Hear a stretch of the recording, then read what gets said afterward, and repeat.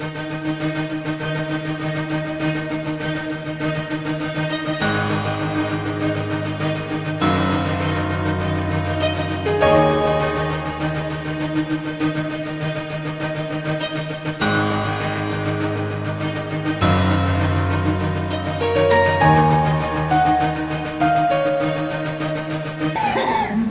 et merci beaucoup pour cette invitation qui me donne l'occasion de partager une expérience de vie qui a été très riche en enseignement. Je suis médecin psychiatre, je travaille dans la recherche clinique, mais dans ma présentation, je ne vais pas parler de mon travail, mais d'une expérience personnelle.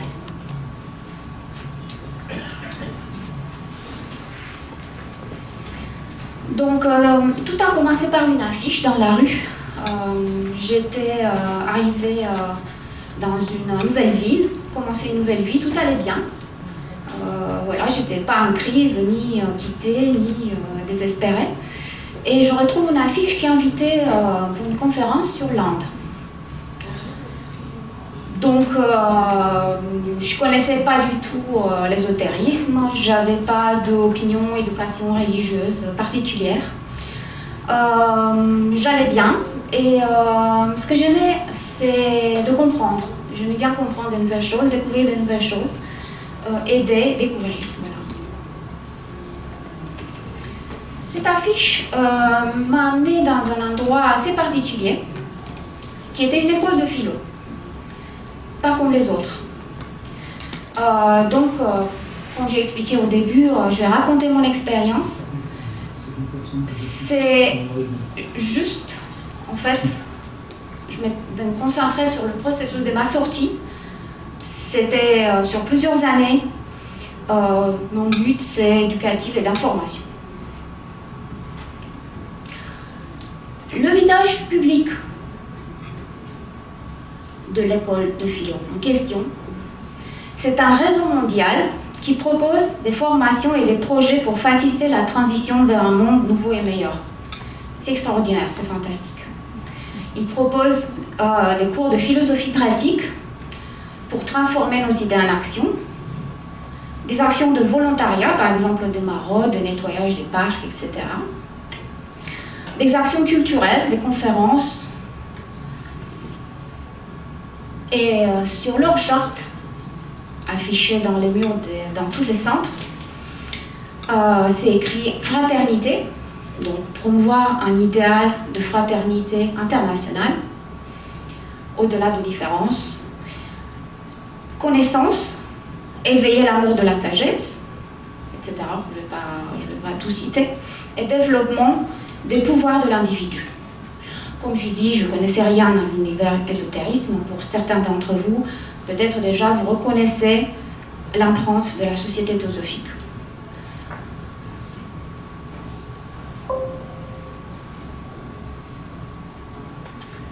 Par contre, avec le temps, quand on est à l'intérieur, on suit les cours, on nous dévoile qu'il s'agit d'une école de mystère. Et la vision de monde, les projets se dévoilent. Il y a une structure initiatique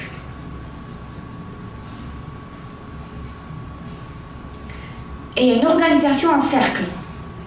Donc le troisième cercle, il s'agit de participants extérieurs à des activités diverses. Ils ne sont pas des membres. Il y a un deuxième cercle, c'est les membres de ce groupe, association. Ils payent une cotisation tous les mois. Ils vont aller à des cours hebdomadaires et ils auront une implication croissante avec le temps, pour certains d'entre eux. Et il y a le premier cercle, donc ce n'est pas le troisième, c'est le premier cercle, qui s'appelle les forces vives, des dames, des chevaliers, organisés en 3 corps. Le corps de sécurité, la brigade féminine et la brigade de travail, avec leurs uniformes, code d'honneur, hymnes et rituels respectifs. Il faut savoir qu'on peut passer des années dans ce groupe, dans cette école de philo, suivre les cours, faire des activités et jamais entendre parler de ce premier cercle.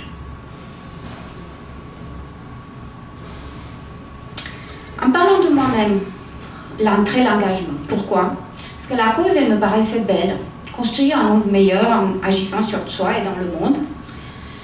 Et les personnes, ils m'inspiraient confiance. J'avais pas peur de me tromper, de me sacrifier. Je suis scientifique, je suis médecin. L'emprise mentale, mais non, ça ne peut pas m'arriver à moi. J'ai un sens critique. Et bon. Il y a fait une petite attraction du mystère, mais c'est étrange tout ça. J'ai envie d'aller voir ce que c'est, d'aller plus loin. Avec mon œil d'aujourd'hui, je remarque des changements dans moi-même qui sont apparus, des glissements, des erreurs que j'ai faites. Une certaine complaisance avec certains enseignements farfelus. Bon, je ne vais pas les citer, hein, il y en a plein. Mais soit je me disais, oh, c'est du passé, c'est l'histoire du mouvement, ça n'a pas de sens. Mais bon, après, c'est drôle, mignon, en parlant des faits, de nains et tout ça. Ou c'est juste une autre clé de compréhension du monde. Mais enfin, pourquoi pas pour certains d'entre elles. Vous allez voir, il y a quand même un vrai changement de pensée. Sur deuxième plan, accepter un autoritarisme sans toujours poser des limites. Parce qu'on devait maîtriser la personnalité et fallait toujours poser le collectif, toujours avant l'individu. Donc des fois quand on nous parlait mal, si on réagissait, on parlait de notre ego, etc. Donc il fallait se taire, il fallait faire preuve d'humilité. Je ne me suis pas renseignée plus que ça.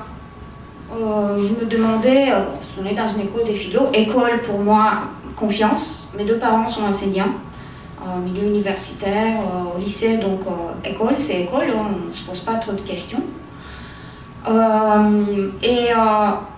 Petit à petit, on nous disait, on nous critique puisqu'on est une organisation qui dérange. Donc, on ne regarde pas ceux qui critiquent parce qu'ils ne comprennent pas, parce qu'ils sont étroits d'esprit, parce qu'ils sont des membres d'autres associations qui ne comprennent pas. Donc il y avait une certaine imperméabilité, aveuglement de ma part à tout ce qui était critique envers le mouvement. Je négligeais ma famille, les amis de l'extérieur du groupe. Et j'ai commencé à croire que je suis sur une voie d'évolution extraordinaire. Accélérateur de karma, on me disait. Karma, un grand mot avec beaucoup de... pas de sens, beaucoup, mais bon. Et j'ai commencé à attraper moi-même quelques croyances de type magico-religieux. Loi de l'attraction. Et toujours, j'ai pensé que j'ai le choix. J'ai tombé dans le piège de on prend pas. C'est ce qu'on dit souvent au sein de ce mouvement. Oh, ben ça, on le dit, mais si vous pensez que c'est pas... Voilà, vous prenez pas, c'est pas grave, on passe à autre chose. Donc, on avait le choix. Et accepter des choses qu'on disait souvent, ton niveau de conscience est trop bas pour comprendre. Les premiers signes d'alerte. L'entrée dans les forces vives, ça se passe sur une période de 6 mois à 1 an, avec plusieurs épreuves à passer. Mais à l'entrée, en fait, je vais juste parler de ça très vite, ça se passe dans un état de fatigue, une nuit entière passée, des épreuves, des rituels assez immersifs, donc je dirais avec ma pensée d'aujourd'hui, on est en état de conscience modifié. Et on nous fait faire un serment. On a un temps pour la première fois à cette occasion, qui est assez long, je ne le cite pas, juste la fin de ce serment. Et si je ne le ferais pas ainsi, que le Dieu, karma et les maîtres me le rappellent. Donc on s'engage d'agir au sein du groupe, à respecter les ordres. Et sinon, ben voilà, quelque chose de mal probablement va nous arriver. Donc ce que je voudrais surligner ici, c'est le vice de consentement qui a lieu dans ce moment. J'utilise un terme juridique, mais je pense que c'est exactement de ça qu'il s'agit. Puisqu'après, en fait, on utilise ce serment pour soumettre les personnes, faire écouter les autres, voir proférer certaines menaces. Et je peux donner un exemple personnel qui m'a frappé, qui a été pour moi vraiment un point de rupture, un premier point de rupture. Après l'entrée dans les forces vives, je me suis permis d'aller en vacances. J'avais pas le droit normalement, mais j'avais un enfant, je lui avais promis qu'on allait partir. Je rentre au bout d'une semaine et je raconte un collègue de l'école de philo une aventure en mer que j'ai eue, qui n'a pas du tout posé une question de vie et de mort, mais la directrice de centre où j'étais, elle m'a dit tu vois Elena, tu n'as pas fait ton devoir envers les forces vives, donc tu as failli mourir. Voilà, je vous laisse réfléchir, mais côté autoritarisme, il y a une montée en puissance. Au début, il n'y a que des petites remarques moralisatrices qui se passent pendant les cours. Genre, vous voyez, il y a des gens qui même vont aller boire des coups avec les amis le soir. Donc, on se dit oui, mais c'est normal, mais bon. Après, il y a une culpabilisation chaque fois qu'on dit non, chaque fois qu'on ne vire pas tout droit, on ne va pas tout droit, d'après eux.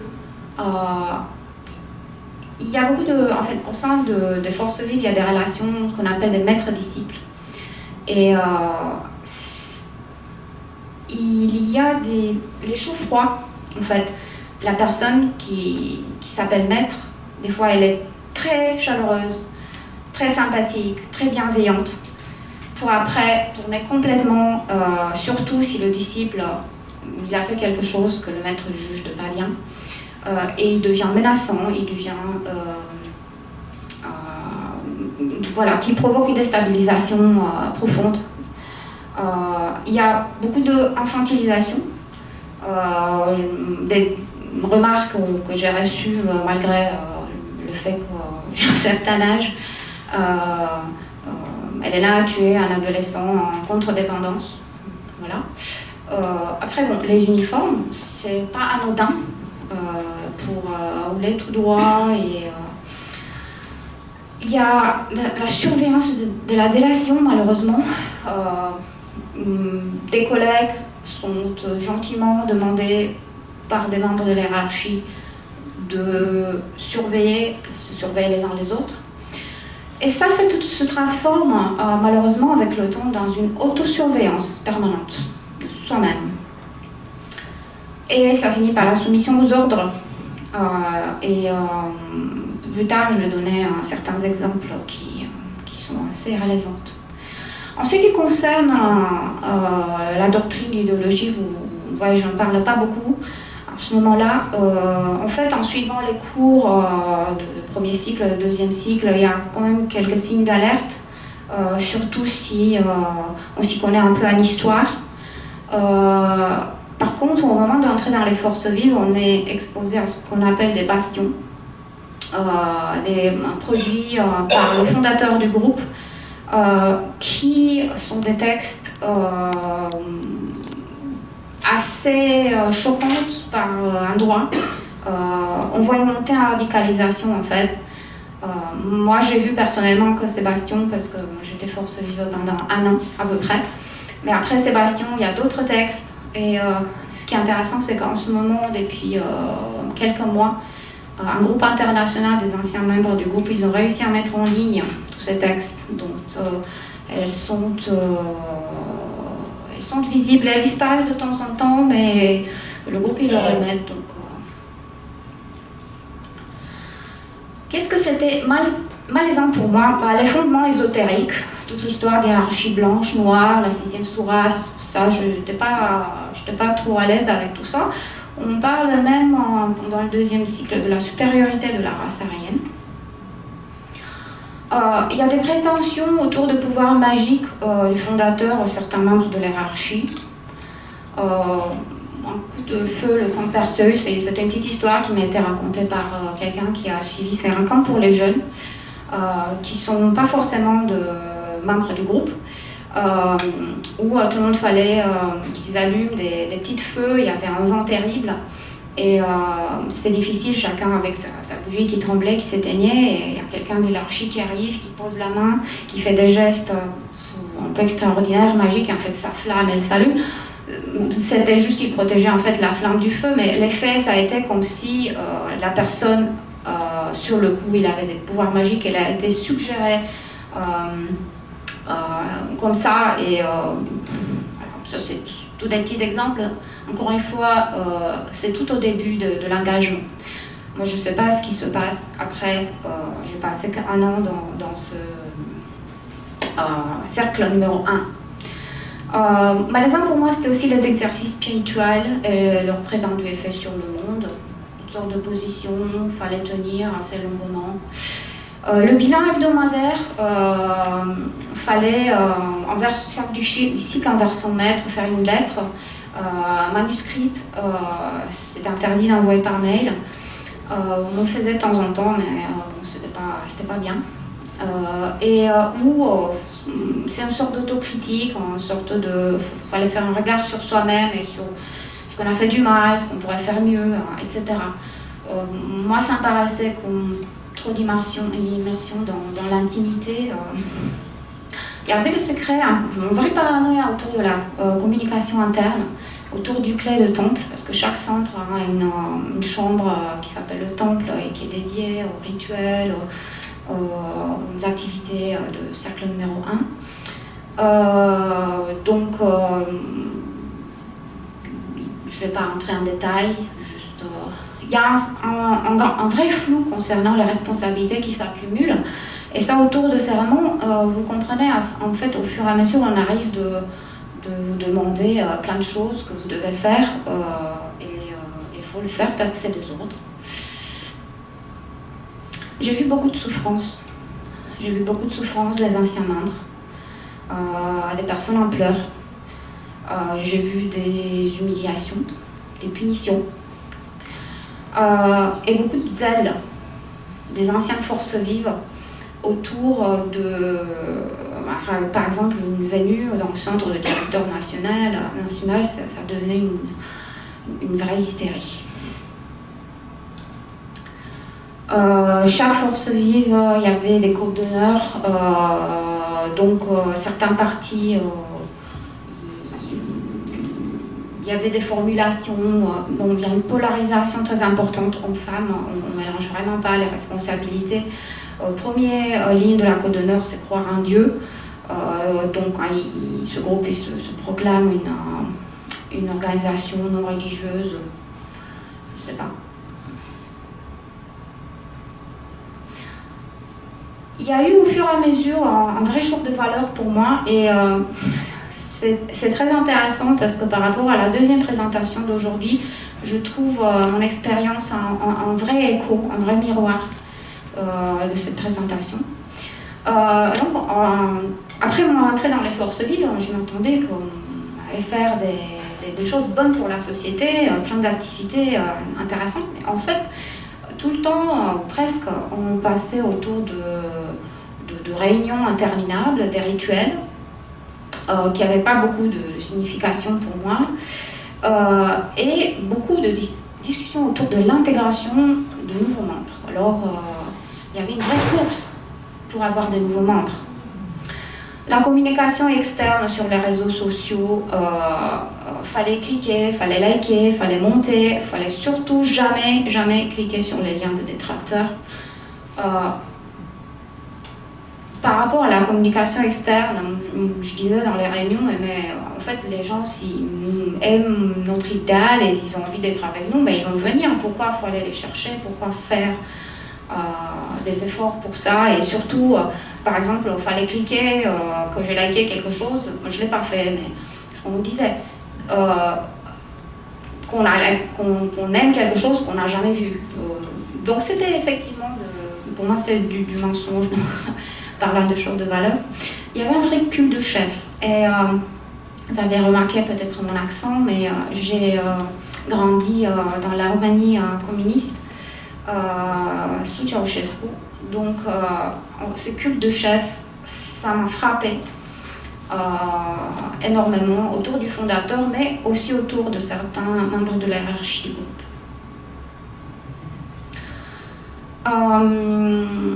Dans mon profil de scientifique, ça a beaucoup plu. Il n'y a pas beaucoup de scientifiques dans ce groupe. Vous pouvez vous imaginer, on me demandait de faire des conférences.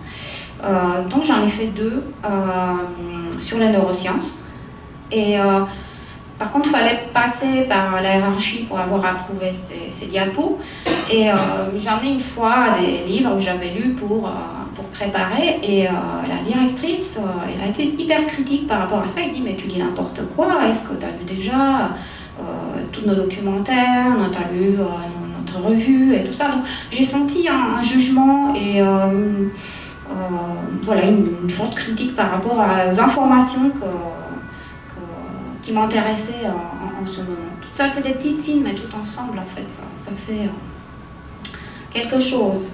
Comme j'ai déjà parlé, les ordres, les humiliations, l'agressivité plus ou moins subtile que j'ai vue envers moi, mais surtout envers d'autres forces vives anciennes qui étaient là corps et âme. Et en fait, ils se prenaient des fois et personne ne disait rien. Les injonctions d'autocontrôle permanent et de pureté, les prophéties menaçantes sous-entendues, j'en ai déjà parlé par rapport au serment, mais il n'y avait pas que ça. Avec tout ça, je choisis quand même de rester, c'est étonnant. Parce que je crois toujours que l'idéal, il est bon, parce que je fais confiance à certains membres, et parce que je pense pouvoir changer les choses de l'intérieur. Je me suis dit, le but du groupe, il est bien, mais il y a certaines personnes peut-être qui ils ont déraillé, et peut-être en restant à l'intérieur, je peux faire changer les choses.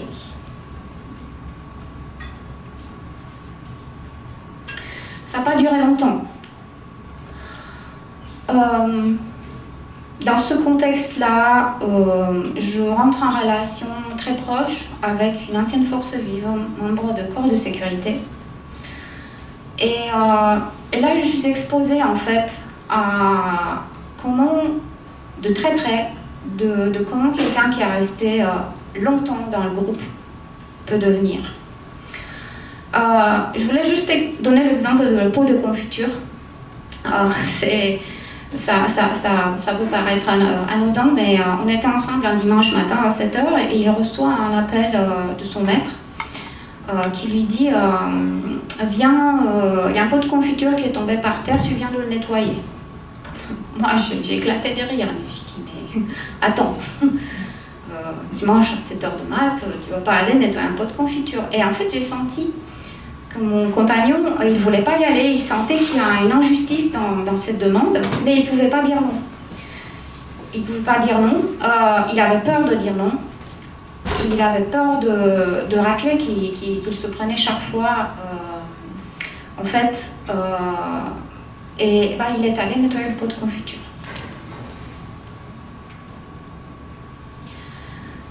Il y avait des interventions, des ordres concernant la vie intime. On m'a dit soit tu seras Isis à tort, soit aux 3 petits points. Voilà, c'est l'opposé de tout ça. Et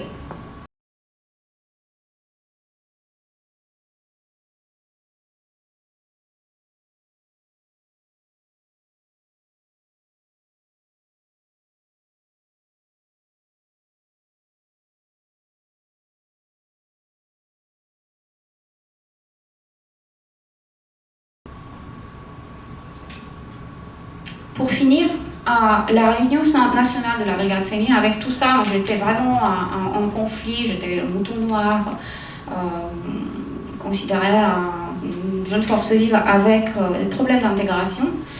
Mais je choisis quand même d'aller à la réunion nationale de la brigade féminine. Et là, j'assiste en fait à un phénomène qui était plutôt extraordinaire. Il y avait des dizaines des femmes habillées en robe dans un soir de printemps très froid qui devaient rester pendant des heures debout sans bouger pendant que le directeur national, le but c'était de consacrer une statue d'Athéna. Et le monsieur, habillé avec sa doudoune bien chaude, il était en train de peindre cette statue de l'huile d'huile. Et ça durait, je ne sais pas, 2 heures.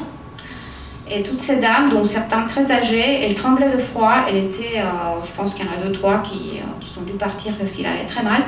Et personne n'osait rien dire. Tout le monde restait sans bouger.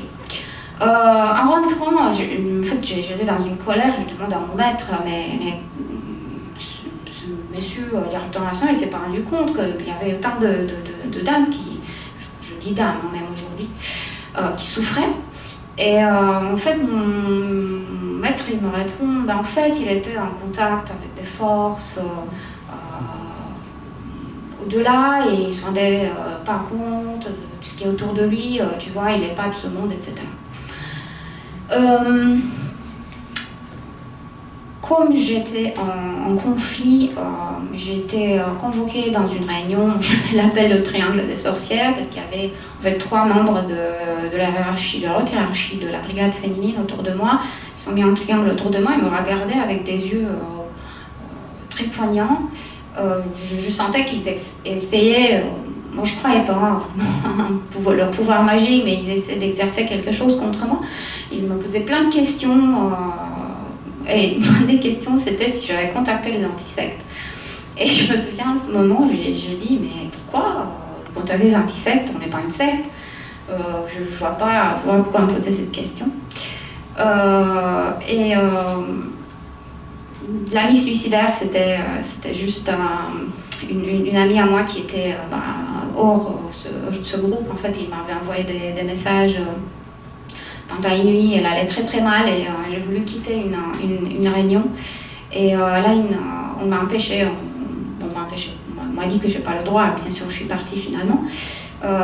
Mais ça a vraiment mis la fin. Je me suis dit, je ne peux plus rester. Je suis partie et j'ai demandé ma sortie de force vive.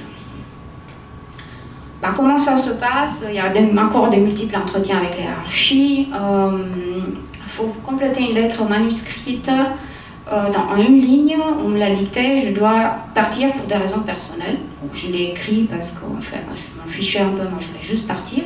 Il fallait rendre tout l'équipement, l'uniforme, les charpes, les boucliers pour les hommes, qu'ils ont brûlé après dans une cérémonie interne. On n'a pas le droit de participer en tant que sortant pour rompre les liens karmiques. On est considéré un échec, on reçoit pas mal de petits messages dans ce sens-là, et on me suggère quand même que le chemin est potentiellement réversible, et si je veux changer d'avis, je peux revenir. Je continue à donner des conférences. Par contre, comment je vis ça? J'ai une grande sensation de légèreté, de joie, j'ai plein de temps libre.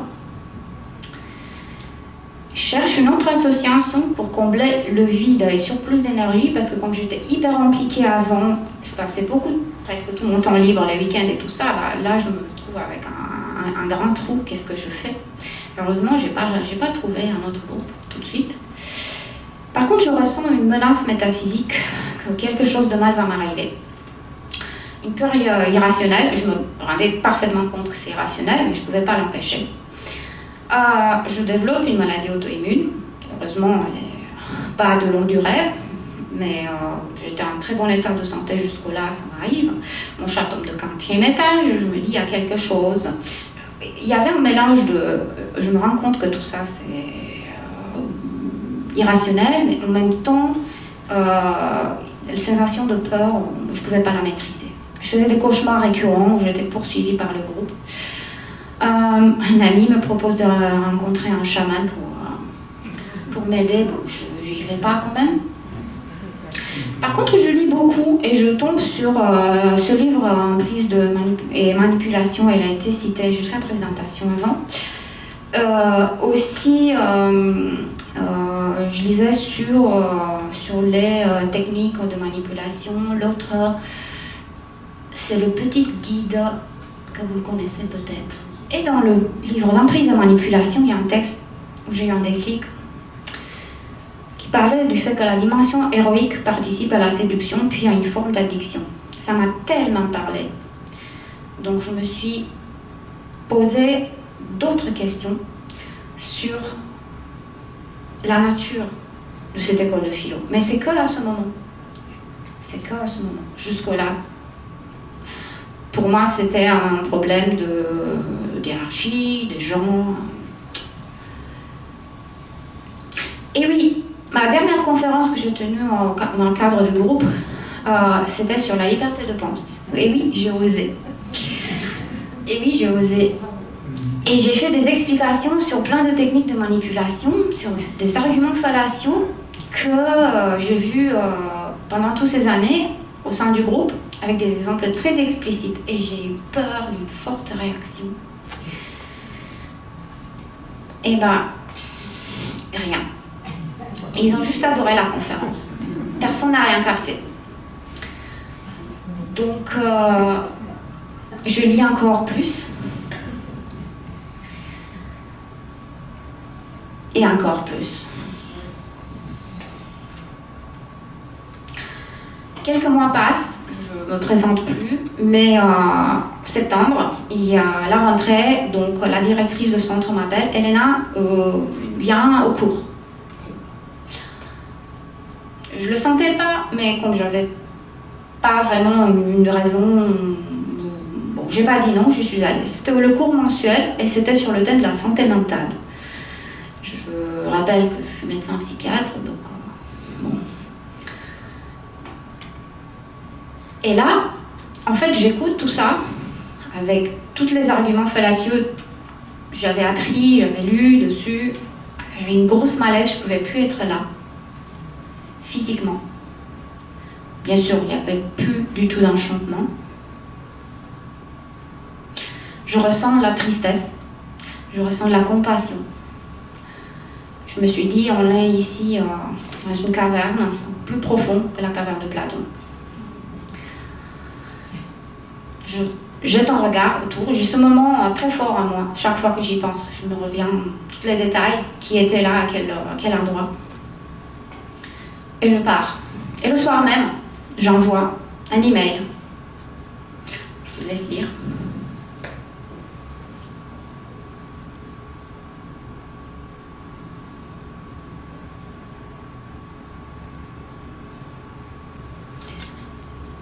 Et vous remarquez, j'ai mis la bande-annonce du film La Vague, vous connaissez peut-être.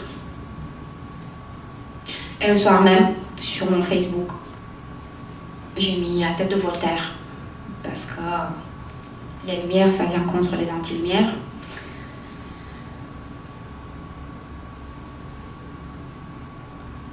Qu'est-ce que j'ai fait après? J'ai commencé à chercher, j'ai continué à chercher d'ailleurs, dans des bases de données numériques, aussi matérielles. Il y a des bibliothèques privées très intéressantes à consulter sur ce groupe, qui sont tenues par des anciens membres ou d'autres personnes qui ont investigué le sujet. J'ai contacté des personnes, essayé d'établir un réseau, on a eu des très riches échanges, et continuer d'approfondir ma prise de conscience sur la nature de cette expérience, l'idéologie et le but politique du groupe. Et essayer de partager mon expérience sur les réseaux sociaux. C'était pas facile le début, il y a eu des tentatives d'intimidation, ad hominem, j'ai été en agence de force obscure, matérialiste, j'aurais eu un désir de vengeance, de la haine, je faisais ça pour des raisons personnelles, ça n'y est rien, je hais personne, c'est l'inverse, chaque fois que je rencontre par chance des anciens membres, ça me fait plaisir de les revoir. Par contre, un mur s'installe, puisque mon compagnon, il continuait à chanter dans un groupe qui appartient à ce mouvement. Je voulais aller voir leur performance qui était dans un espace public, c'était ouvert au public. Par contre, on m'a fait comprendre clairement, Léna, si tu viens, le DN va demander au gars de la CS de te sortir dehors de force. Ça s'est pas passé comme ça, parce que mon compagnon, il a refusé de chanter. Donc le groupe, il a refusé de chanter. Donc ils ont dit, Elena, viens. Je suis allée, par contre, personne ne m'a parlé, personne ne m'a regardé. J'étais une paria. mais j'assume. Le titre, c'était pas mon idée, mais c'est un très bon titre pour cette présentation, sortir de mouvement ésotérique à risque. Pourquoi à risque? Parce que c'est pas toujours évident de dire quand est-ce qu'un mouvement ésotérique c'est à risque ou non. Et en fait, dans mes lectures, je suis tombée sur le modèle BITE de Steve Hassan, vous connaissez peut-être. En fait, on considère qu'un mouvement est à risque quand il a des influences non éthiques sur le comportement, sur l'information, sur la pensée et sur les émotions. Et en lisant ce livre, même plusieurs fois écouté les conférences, à mon avis, le groupe auquel j'ai appartenu fait partie de cette catégorie d'organisation coercitive à influence non éthique. Et on arrive à la dernière partie parce qu'on parle de l'orientation politique, parce qu'ils se disent apolitiques. Par contre, on a bien un uniforme et genoux à terre. On salue, bras droits levés, l'étendard représentant un éclat solaire. Il y a beaucoup de secrets, il y a des mensonges. J'avais demandé avant de rejoindre le cercle premier, est-ce qu'il y a un but politique? On m'a dit mais non, on est une école de philo à la manière classique. Le salut, en fait, c'est expliqué que c'est un salut romain et qu'en fait, c'est tout, hein, ça vient de la Rome antique. Il y a un vrai culte pour Léonidas, pour la Rome antique. Les symboles, vous me parlez beaucoup, vous allez voir, j'ai un diapo juste après. On exalte beaucoup le volontarisme, le rejet de modernisme, culte d'héros. Dans les textes internes, il y a une escalade de la radicalisation. Il y a de nombreux témoignages qui parlent de ça. De France et de ailleurs.